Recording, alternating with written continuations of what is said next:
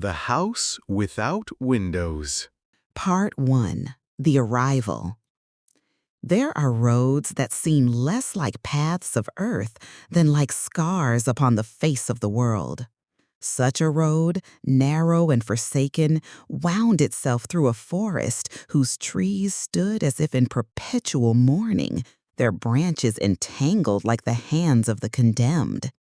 The air was thick with silence, and every silence held the weight of centuries.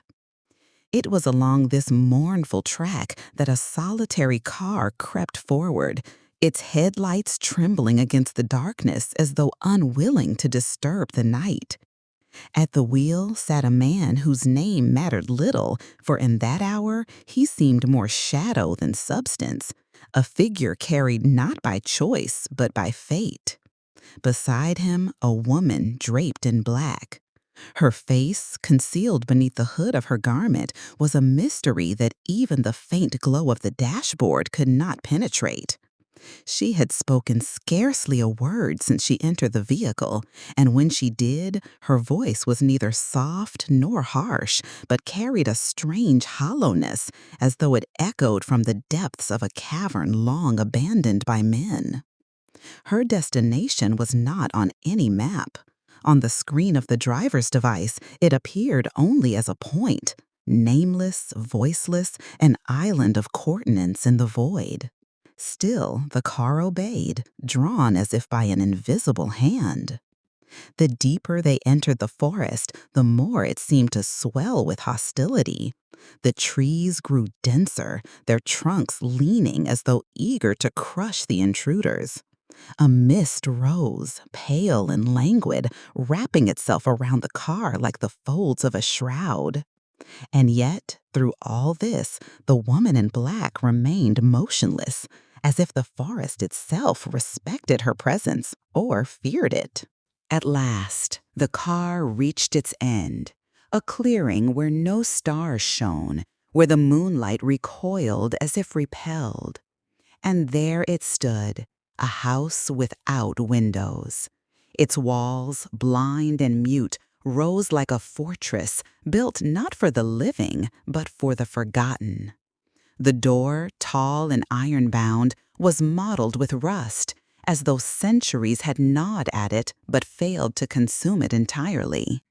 Above, a single lamp flickered with a weary persistence, buzzing faintly, as if each glow was its last breath.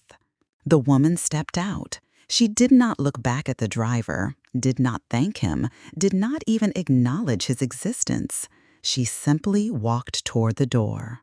The house seemed to open itself to her, the heavy iron creaking as it yielded, and in an instant she was gone, absorbed into its silence. The driver remained. His hands, still gripping the wheel, were damp with sweat. He glanced at the fuel gauge and felt his chest tighten, nearly empty. To drive back through that endless forest without gas was to invite death by another name. His only hope was that silent house. He left the car. Gravel crunched beneath his steps, though the sound seemed swallowed at once by the darkness. The air smelled of wet iron and old stone, a scent that belonged not to life, but to ruins. At the door, he hesitated. The bell was a circle of corroded brass, cold beneath his trembling fingers. He pressed it. The sound did not come from within the house. It came from behind him. Part 2. The Current. The night is never more treacherous than when it pretends to be silent. Behind the driver, in that clearing where shadows had no master, the echo of the bell swelled like a cry of iron torn from the throat of eternity. He turned, yet saw nothing but the congregation of trees, stiff as witnesses, their branches lifted like accusing fingers against the heavens. But silence is deceitful. It hides multitudes. From between the trunks, figures emerged, slowly, like thoughts dredged from the abyss. They were men, or what remained of men, for their faces were absent, smoothed into anonymity by some merciless hand. They bore no mouths, yet from their hollow chests the tolling of the bell poured forth, each peal a heartbeat stolen from the living. The driver staggered backward, breath sharp, his every instinct screaming retreat. Yet behind him loomed the house, immovable, monumental, its door ajar now as if it had been expecting him. Between the faceless horde and the blind walls of that edifice, his choice was no choice at all. Terror propelled him toward the threshold. The door yawned wide, a maw of iron and wood, and he crossed into a darkness thick enough to smother sound. At once, the outside world was gone. No forest, no faceless choir, only a vast hall stretching into infinity.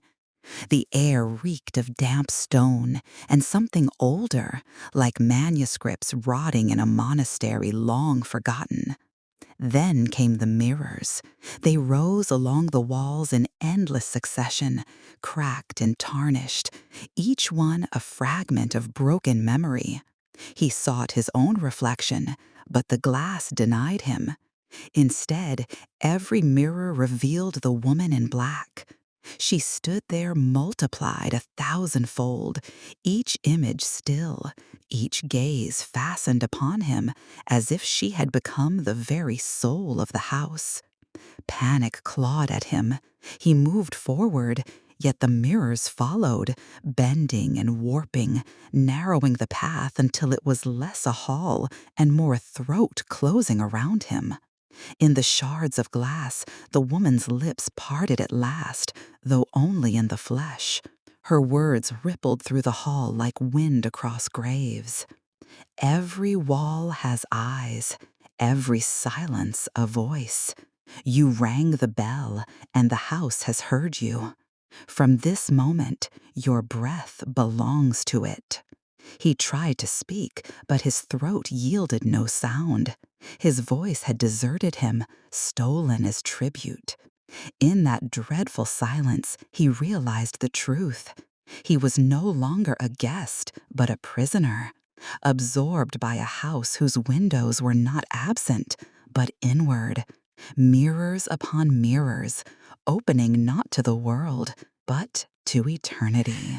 Part 3. The End. Time in the house does not move. Or perhaps it moves too slowly, like a corpse drifting through a river of shadow.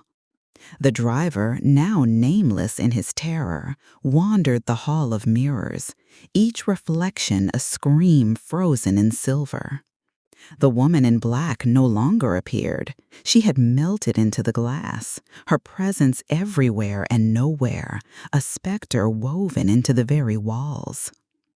The mirrors multiplied without end.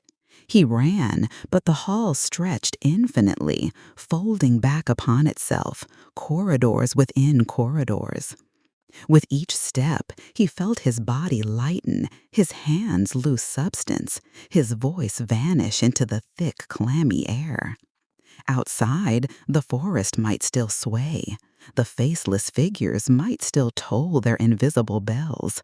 But here, inside, all was absolute quiet, as if the universe had been compressed into the skin of stone. Then came the ticking. At first faint, like a pulse beneath the floorboards. Then louder, precise, a metronome for eternity. Each tick drilled into his bones. Each talk a reminder of every stolen breath, every moment now claimed by the house. He pressed his ears to the mirrors. There was no sound but that ticking, growing ever louder until it became the rhythm of his own heart, which he could no longer distinguish from the relentless cadence. Panic became comprehension. He realized that the house demanded more than fear. It demanded eternity. Every mirror, every shadow, Every inch of that blind structure had drawn him into its soul. He tried to scream, to run, to undo the bell's call, but the reflection of himself stared back, unyielding, empty-eyed, and the ticking continued. Hours, days, centuries, he could not say. Time had surrendered, leaving only the sound of its own machine. Tick, tock, tick, tock. The driver collapsed, not on the floor, but within the hall itself. A body dissolved into shadow, a spirit etched into glass.